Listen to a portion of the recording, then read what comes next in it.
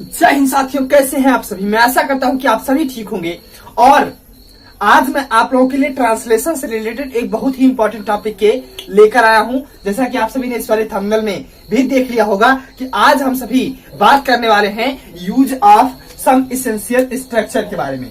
Use of some essential structure. Use of some essential structure, ये translation की दृष्टि से एक बहुत ही इंपॉर्टेंट, यानी कि M की पावर NIMP क्वेश्चन ये आपका है, ये टॉपिक है। यहाँ पे ट्रांसलेशन से बहुत से क्वेश्चन यहाँ से बनते हैं, जैसे use of instead of, use of beside, use of besides और बिसाइड्स में अंतर, use of about to, use of have to, use of go on, use of keep on, use of begin to, और ऐसे कई शब्द जो इसी topic से रिलेटेड होते हैं, जिनका ट्रांसलेशन में बहुत ही मोस्ट इंपॉर्टेंट यूज है। तो इन टॉपिक को आपको बहुत ढंग से और डीपली समझना है, बिना स्किप किए हुए। तो इन सारी टॉपिक को सिर्फ एक वीडियो में बताना पॉसिबल नहीं है, नहीं तो वीडियो जो है लंबी हो जाएगी। इसलिए मैं इन सारी टॉपिक्स को बताने के लिए वीडियो को 2 सेक्शन में डिवाइड करूंगा और सारी टॉपिक्स को आप लोगों को पढ़ाऊंगा। तो आज मैं बात कर लेता हूं सबसे पहला instead of, INSTEAD, instead of. दूसरा इंस्टीड ऑफ, और दूसरा मैं बात करूंगा besides, BESIDES, besides. Third one is the beside, BESIDE, beside. ये तीन, आज मैं इन्हीं तीन के बारे में थोड़ा गहन अध्ययन आप लोगों को करवाऊंगा। थोड़ी इनके बारे में विस्तृत चर्चा मैं आप लोगों से आज करने वाला हूं। तो इंस्टीड ऑफ का मतलब होता है के स्थान पर। इंस्टीड ऑफ का मतलब हो जाएगा के स्थान पर, के स्थान पर। बिसाइड्स का आपका अर्थ होगा के अतिरिक्त, के अतिरिक्त। और बिसाइड का आपका अर्थ हो जाएगा, बिसाइड का आपका अर्थ होगा के पास, के पास। इन सारे के बारे में, जैसे फॉर एग्जांपल मैं कहूं इंस्टीड ऑफ मतलब के स्थान पे, बिसाइड्स का मतलब के अतिरिक्त, और बिसाइड का मतलब के पास। यहां से आप लोग बिसाइड्स और बिसाइड के बीच में डिफरेंस जो है बहुत अच्छी तरीके से समझ सकते हैं। वहां पे आप लोगों को कोई समस्या आने वाली है ही नहीं, ये बात कह लीजिए, कोई समस्या आपको वहां पे नहीं आएगी। चलिए फिर हाल हम देखते हैं इंस्टीड ऑफ का यूज हम कहां पे करेंगे। मैं अगर एग्जाम्पल की बात करूं इंस्टीड ऑफ की, जैसे मैं कहूं कि मैंने मार्कर के स्थान पे कलम से लिखा, मैंने मार्कर के स्थान पे कलम से लिखा। मतलब यहाँ पे सेंस थोड़ा समझिएगा, मार्कर के स्थान पर कलम से लिखा गया है, इसका मतलब मार्कर से नहीं लिखा गया है।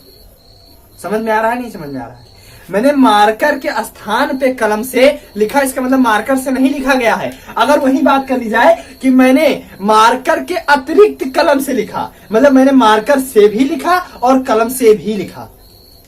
मैं कहूं अगर कि मैंने चावल के स्थान पे रोटी खाई, तो यहां पर मतलब आपका हो जाएगा कि मैंने सिर्फ रोटी ही खाई है, चावल नहीं खाया है। लेकिन अगर यही कहा जाए कि मैंने रोटी के अतिरिक्त चावल भी खाया, रोटी के अतिरिक्त चावल भी खाया, तो यहां पे आपको सेंस निकल के आएगा कि आपने रोटी भी खाई है, चावल भी खाया है। क्लियर है? तो ऐसे ट्रांसलेशन यानी कि इंस्टीड ऑफ और बिसाइड्स यानी कि के स्थान पे और के अतिरिक्त में क्या अंतर है, मैं समझ में आया होगा आप लोगों को। जैसे एक एग्जांपल मैं और बताऊं आप लोगों को, मैंने हिंदी के स्थान पे अंग्रेजी पढ़ी, इसका मतलब आपने हिंदी नहीं पढ़ी है, अंग्रेजी पढ़ी है। और मैंने हिंदी के अतिरिक्त अंग्रेजी पढ़ी, मतलब हिंदी तो पढ़ी ही पढ़ी है लेकिन अंग्रेजी भी पढ़ी है। तो आपने दोनों चीजें पढ़ी हैं, तो वहां के एक के स्थान पे और के अतिरिक्त, वहां पे आप इंस्टीड ऑफ लगाएंगे, वहां पे आप बिसाइड्स का यूज करेंगे। बात है बिसाइड, बिसाइड्स और बिसाइड, यहाँ पे यस लग गया तो के अतिरिक्त हो गया, नहीं लगा तो के पास हो गया। के अतिरिक्त का यूज मैंने आप लोगों को बताया। बात है के पास के बैठने की, जैसे स्कूल के पास पेड़ है। अब यहाँ आप लोग कहेंगे कि पास के लिए तो हम हैज हैव हैड का यूज करते थे, तो वहां पे जब हम हैज हैव हैड का यूज करते थे तो वहां पर उसका मालिकाना अधिकार शो करने के लिए कि आप उसके मास्टर हैं, आप उसके मालिक हैं। जैसे मेरे पास एक गाय है तो आप अपने गाय की मालिक होते थे, मालिकाना अधिकार जब शो करते थे तो वहां पे आप हैव लगाते थे, हैज लगाते थे, हैड लगाते थे। लेकिन स्कूल के पास अगर पेड़ है तो क्या स्कूल उस पेड़ का मालिक है? नहीं है। तो यहाँ पे जब कोई चीज किसी के पास हो लेकिन मालिकाना अधिकार ना हो उसका, तब वो वहां पे बिसाइड का हम यूज करेंगे। बिसाइड्स का यूज हम क्या अतिरिक्त के लिए करते हैं? जब आप कोई दो काम साथ में कर रहे हैं, जैसे मैंने चावल के अतिरिक्त रोटी भी खाई, और बिसाइड का यूज जैसे स्कूल के पास पेड़ है, मालिकाना अधिकार यहाँ पे नहीं शो हो रहा है, तो वहां पे हम बिसाइड का यूज करेंगे। तो आई होप आप सभी इन तीनों को समझे होंगे। मैं इसको इरेज करके एग्जाम्पल्स लिख रहा हूं ताकि आपको चीजें अच्छे से समझ में आ जाए। तो मैं इसको इरेज कर रहा हूं। देन फ्रेंड्स, आप सभी यहाँ पे देख सकते हैं कि मैंने सभी का एक एक करके एग्जाम्पल लिख लिया है। अब मैं इनको आपको बताने चल रहा हूं कि इनका ट्रांसलेशन हम कैसे करेंगे। पहला जो आपका ट्रांसलेशन है, यहाँ पे आपको टेंस नहीं भूलना है, टेंस का ध्यान रखना है। बाकी जो शेष रूल है ट्रांसलेशन के पीछे वाले, उनको भी आपको याद रखना, उन्हें भूलना नहीं है। अब आप टेंस से आगे चल रहे हैं, मतलब टेंस तो आपको याद रखना ही रखना है, टेंस नहीं भूलना है, तो टेंस को याद रखिएगा। तो यहाँ पे खाए, खाए का मतलब ए आया ना, तो इसका मतलब ये आपका पास्ट इंडेफिनिट टेंस है। पहचान अगर आप नहीं जानते हैं तो मैंने उसके लिए ऑलरेडी वीडियो बना रखी है, पहचान आप लोग देख लीजिएगा कि टेंस को कैसे पहचानते हैं, ठीक है। तो खाए मतलब यह पास्ट इंडेफिनिट टेंस आपका हो जाएगा। पास्ट इंडेफिनिट होने से मतलब मेरा है कि इसमें वर्ब की सेकंड फॉर्म सब्जेक्ट के साथ डायरेक्ट लगेगी, अफर्मेटिव है ना। तो आई एट, ATE वर्ब का सेकंड फॉर्म, ईट का सेकंड फॉर्म एट। तो मैंने रोटी के स्थान पे चावल खाया ना, रोटी इसका मतलब मैंने नहीं खाया, रोटी के स्थान पे चावल खाया, तो मतलब चावल खाया है, रोटी नहीं खाया है। तो I ate rice, RICE small letter में लिखा जाएगा, राइस स्मॉल लेटर ये है, आप लोगों को ध्यान दीजिए। तो I ate rice instead of, INSTEAD instead of bread, BREAD, sorry, I ate rice instead of bread. देखिए ध्यान से, चूंकि आपका टेंस पास्ट इंडेफिनिट था, पास्ट इंडेफिनिट होने के कारण सब्जेक्ट के साथ डायरेक्ट आपकी वर्ब की सेकंड फॉर्म लगेगी। तो आई एट हुआ, फिर आपने चावल खाया है ना, चावल खाइए, तो आई एट राइस मैंने चावल खाया, उसके बाद में किसके स्थान पे, इंस्टीड ऑफ ब्रेड मतलब रोटी के स्थान पे खा लिया। इसमें क्या कुछ नहीं रखा है, बस आपको अपने नियम को परमानेंटली फॉलो करना है। चलिए अगला, उसने कॉपी के अतिरिक्त पत्र भी लिखा, आ, यहाँ पे भी आ ही आया, आ मतलब पास्ट इंडेफिनिट टेंस भी यहाँ होगा।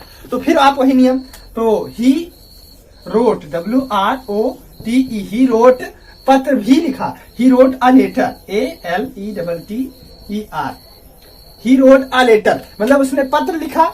अब कॉपी के अतिरिक्त besides, BESIDES, besides notebook, NOTEBOOK। क्या दिक्कत है इसमें?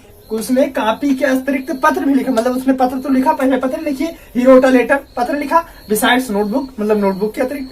अब ध्यान सुनिएगा, अगर उसने कॉपी के अतिरिक्त पत्र भी लिखा, पत्र लिखा और है, अगर यहाँ पे लगा होता है, इसका मतलब आ है लास्ट में आया, और जो ही आ है आया तो ही आपका टेंस प्रेजेंट परफेक्ट हो गया। तब आपको सब्जेक्ट के साथ हैज हैव का यूज करना था। तब आप यहाँ पे लिखेंगे ही हैज रिटन, क्योंकि वर्ब की थर्ड फॉर्म लगेगी, he has written a letter besides notebook. Clear है? चलिए अगला, come and sit beside me, मेरे पास बैठो ना। तो जब पास, क्या कोई पास अगर आपके बैठ गया तो आपका उस पर मालिकाना अधिकार हो गया? नहीं होगा। तो इसका मतलब यहाँ पे हैज हैव हैड नहीं लगेगा, यहाँ पे लगेगा बिसाइड। तो बिसाइड हम लगाएंगे, तो आओ मेरे पास बैठो, कम एंड सिट बिसाइड मी, इसका बनेगा कम and sit beside, BESIDE, beside me. ध्यान सुनिएगा, यहाँ पे आओ मेरे पास बैठो, ये इंपरेटिव सेंटेंस आपका है, आओ मेरे पास बैठो, आओ मेरे पास बैठो, इंपरेटिव है, तो वर्ब की फर्स्ट फॉर्म से स्टार्ट होगा, come and sit beside me. मैंने सारे टेंस के विदाउट वर्ब ट्रांजिशन, यानी कि use of verb to be, use of has have had, use of there and it, और सभी टेंसों के वीडियो, एक्टिव पैसिव डायरेक्ट, ये सारी वीडियो मैंने ऑलरेडी अपने चैनल पर अपलोड कर रखी है, जिनकी लिंक आपको डिस्क्रिप्शन में मिल जाएगी, वहां से आप जाके इन सारी वीडियोस को आप आराम से वॉच कर सकते हैं। तो आई होप आप सभी को टॉपिक समझ में आया होगा। आज के लिए इतना ही, बाकी हम नेक्स्ट सेशन में बात करेंगे, तब तक के लिए जय हिंद।